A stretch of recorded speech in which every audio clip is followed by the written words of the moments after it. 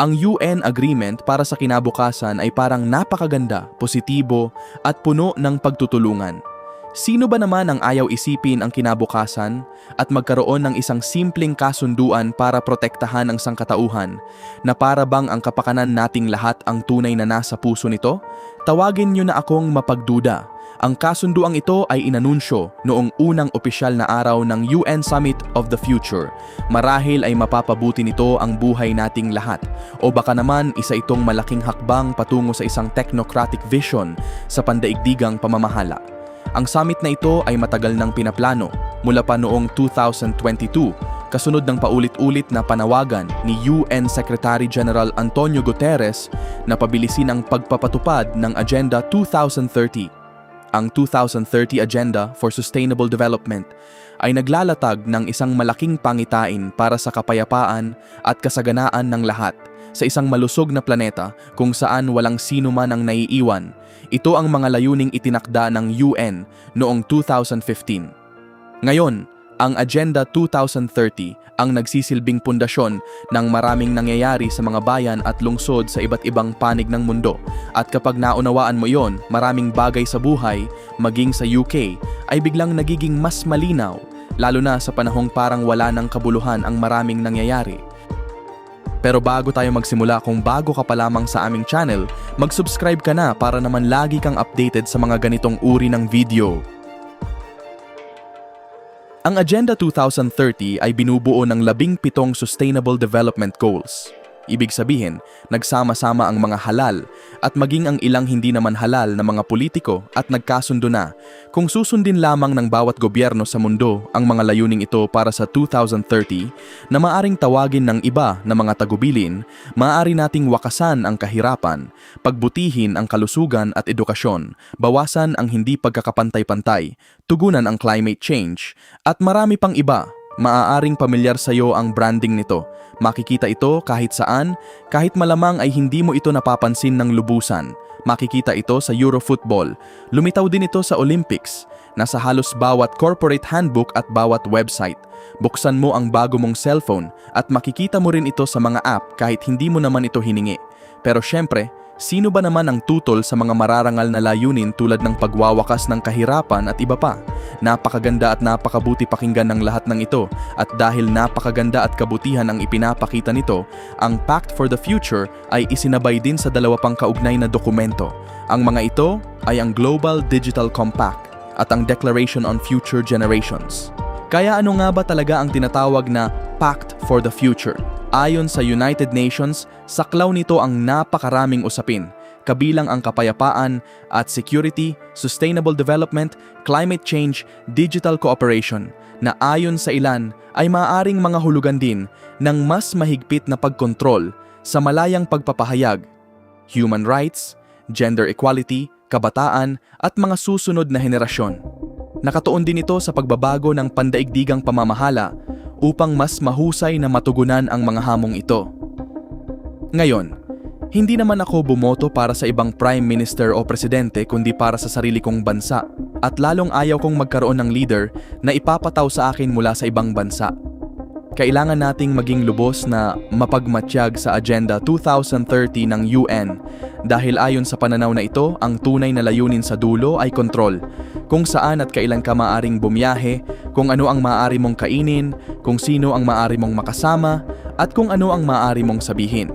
Kamakailan, kumalat sa internet ang isang kwento na nagsasabing lihim na gumagawa ang United Nations ng isang madilim na plano para lumikha ng isang bagong world order at isang gobyernong namumuno sa buong mundo. Kabilang sa mga sinasabing pinag-uusapan ay isang pandaigdigang currency, isang central bank, ang pagtatapos ng pambansang soberanya, sa pilitang pagbabakuna, universal basic income, paglalagay ng microchip sa mga mamamayan, at tuluyang pagwawakas sa paggamit ng fossil fuels. Ayon sa sinasabing lihim na planong ito, marami sa mga layuning ito ay maaaring maisakatuparan pagsapit ng 2030. Tinawag itong UN Agenda 21/2030. Siyempre, nang hinarap ang United Nations tungkol dito, agad nilang itinanggi ang ulat at pinabulaanan din ito ng media. Pero bakit napakabilis kumalat ng kwentong ito? dahil tila kapanipaniwala ang bawat bahagi nito, lalo na kung isasaalang-alang ang isang pandaigdigang emergency tulad ng COVID-19 na muntik nang magpabagsak sa ekonomiya ng buong mundo. Isipin mo kung ano kaya ang nangyari kung ang mortality rate ng pandemya ay naging mas mataas ng maraming beses. Ang ganitong napakalaking pandaigdigang krisis ay tiyak na mangangailangan ng isang uri ng nagkakaisang pandaigdigang tugon. At nakaranas na tayo ng ilan sa mga ito, gaya ng alam ninyo. Ang globalization ay nangangahulugang nauunawaan na natin ngayon ang ating sarili bilang bahagi ng isang ekonomiya at komunidad na hindi na maibabalik sa dating hiwalay na kalagayan dahil magkakaugnay na ang buong mundo. Maaari tayong sumakay ng eroplano mula sa halos kahit anong lungsod sa Amerika at makarating sa halos anumang bahagi ng mundo sa loob lamang ng 24 na oras. Ang globalization ay nangangahulugan din na ang mga balita mula sa iba't ibang panig ng mundo ay maaari nang makarating sa atin kasing bilis ng mga balitang nagmumula sa kabilang kalsada at patuloy na lumalawak ang kamalayan na bahagi na tayo ngayon ng isang pandaigdigang sibilisasyon na sumasaklaw at tila umaabot sa halos bawat taong naninirahan sa planetang ito. Bago pa ito mangyari, hindi tayo ipinanganak sa ganitong mundo. Nangyari ang lahat ng ito sa mismong panahon ng ating buhay. Ayon sa Biblia, hinuhulaan nito ang pagdating ng ganitong panahon na maaaring pasiklabin ng matinding pagyanig sa ekonomiya ng mundo. At ang tanging magiging solusyon na tila makikita ng mga tao ay ang pagkakaisa ng mga bansa sa ilalim ng iisang sistemang pang-ekonomiya at iisang pandaigdigang kaayusan. Gaya ng isinulat ko, aasahan nating magsisimula ang ganitong proseso sa unti-unting pagsasama-sama ng yaman at kapangyarihan, kapwa sa loob ng mga bansa at sa buong mundo. Sa panahon ngayon, habang nasasaksihan natin ang pagsasanib ng mga bangko at ang pag-iisa o centralization ng mga regulasyong pinansyal, hindi natin maiwasang magtanong kung naghihintay ba ang Antichrist sa likod ng entablado, handang lumabas at gumanap sa harap ng isang desperadong mundo. Kaya ito ang punto ng lahat ng sinabi ko hanggang ngayon. Patuloy na lumiliit ang mundo sa bawat pagdaan ng panahon. Mas nagiging magkakaugnay ang mga tao at bansa at mas nagiging bukas tayo sa posibilidad ng isang pandaigdigang gobyerno kapag dumating ang tamang mga kondisyon. Ang mga pangyayari nitong mga nakaraang taon, kabilang ang COVID-19 pandemic, ay lalo lamang nagpalakas sa diskusyon at nagpabilis sa direksyon ng globalismo. Kaya ano ang ibig sabihin nito? Tingnan natin kung ano ang maaari nating malaman nang may katiyakan tungkol sa mas malawak na saklaw ng mga makasaysayang pangyayari noon, ngayon, at sa hinaharap. Una, ano ang dapat nating malaman tungkol sa takbo ng kasaysayan? Ang mga nakikita nating kasalukuyang trend patungo sa globalization ay matagal nang inaasahan sa mga propesiya ng Biblia. Ang unang pagtatangka sa globalization ay makikita sa Genesis 11 nang magtatag ang isang makapangyarihang warlord na nagngangalang Nimrod ng imperyo ng Babylon at itayo ang Tower of Babel. Tinawag siyang isang makapangyarihang mangangaso sa harap ng Panginoon. Ano ang kanyang hinahabol? Hinahabol niya ang mga tao, kapangyarihan, karangalan, kayamanan at dominasyon sa buong mundo. At habang lumalaki ang populasyon pagkatapos ng baha, naging unang pandaigdigang malupit na pinuno si Nimrod. Ganito ang sinasabi ng Biblia tungkol sa kanya sa 1 Chronicles 1-10, siya ang unang naging makapangyarihang tao sa mundo. Sa madaling salita, si Nimrod mula sa Genesis 11 ang naging ama ng mga magiging diktador sa hinaharap at unang halimbawa ng paparating na Antichrist. Nang salakayin ang katimugang kaharian ng Huda noong 605, isang batang lalaking Hudyo, isang teenager, ang dinala at isinama sa palasyo ni Haring Nebukadnesar ng Babylon. Si Nebukadnesar ang pinakamakapangyarihan at pinakamayamang taong nabuhay noong kanyang panahon. Pero kahit ganoon, hindi siya nakaligtas sa pagkakaroon ng masasamang panaginip. Isang gabi, nagkaroon siya ng napakasamang panaginip kaya ipinatawag niya sa kanyang palasyo ang kanyang mga tagapayo at mga salamangkero. At hiniling niya, pakinggan ninyo ito, na sabihin nila sa kanya kung ano ang kanyang panaginip at pagkatapos ay ipaliwanag kung ano ang ibig sabihin nito. Siyempre, nagulat sila dahil wala pang nag-utos sa kanila ng ganoon. Paano namin malalaman kung ano ang panaginip mo? Sabihin mo muna sa amin ang panaginip mo at sasabihin namin sa iyo kung ano ang ibig sabihin nito. Pero sinabi ni Nebukadnezar, hindi. Kung hindi kayo sapat na matalino para sabihin sa akin kung ano ang aking napanaginipan, Hindi rin kayo sapat na matalino para sabihin kung ano ang ibig sabihin nito. At sa sobrang galit niya, sinabi niyang ipapakitil niya silang lahat. Lilipulin niya ang buong grupo ng kanyang mga pangunahing tagapayo, ngunit kabilang sa kanila si Daniel. At nanalangin si Daniel kasama ang kanyang mga kaibigan at binigyan siya ng Diyos ng isang pambihirang karunungan at kaalaman. Ipinabatid ni Daniel sa mga kinauukulan na kaya niyang sabihin kung ano ang panaginip at maipaliwanag din ang kahulugan nito. Bigyan niyo lang ako ng pagkakataon, sabi niya, at gagawin ko ito. Kaya humarap siya sa hari at ito ang kanyang sinabi. Babasahin ko mismo mula sa aklat ni Daniel. Walang sino mang pantas, mangkukulam, salamangkero o manghuhula ang makapagpapaliwanag sa hari ng misteryong kanyang itinatanong. Ngunit may Diyos sa langit na naghahayag ng mga hiwaga at ipinakita niya kay Haring Nebukadnezar ang mga mangyayari sa mga darating na panahon. Nakakita si Nebukadnezar ng isang napakalaking rebulto. Iyon ang kanyang panaginip. Ang ulo nito ay gawa sa ginto. Ang dibdib at dalawang braso ay gawa sa pilak, mula sa tiyan hanggang sa mga hita ay tanso at ang mga binti naman ay bakal. Ang mga paa at daliri nito ay bahaging bakal at bahaging luwad. Pagkatapos, nakakita si Nebukadnezar ng isang bato na tila hinugot mula sa bundok ng isang hindi nakikitang kamay. Lumipad ang batong ito sa ere at tumama sa rebulto. Bumagsak ang rebulto at nadurog sa napakaraming maliliit na piraso na tinangay ng hangin na parang ipa. At nagsimulang lumaki ang bato hanggang sa maging isang napakalaking bundok na tumakip sa buong mundo. Talagang kakaiba ang panaginip na yon. Maaaring nagkaroon ka na ng iba't ibang panaginip, pero malamang ay wala pang katulad niyan. Kaya sinabi ni Daniel kay Nebukadnezar kung ano ang kanyang napanaginipan. At malinaw na tama siya dahil hindi ito kinontra ni Nebukadnezar. Pagkatapos, ipinaliwanag ni Daniel ang kahulugan ng panaginip. At ipapaliwanag ko ito sa inyo ayon mismo sa sinasabi ng kasulatan. At makikita ninyo kung bakit napakahalaga nito sa buong usapin tungkol sa globalisasyon.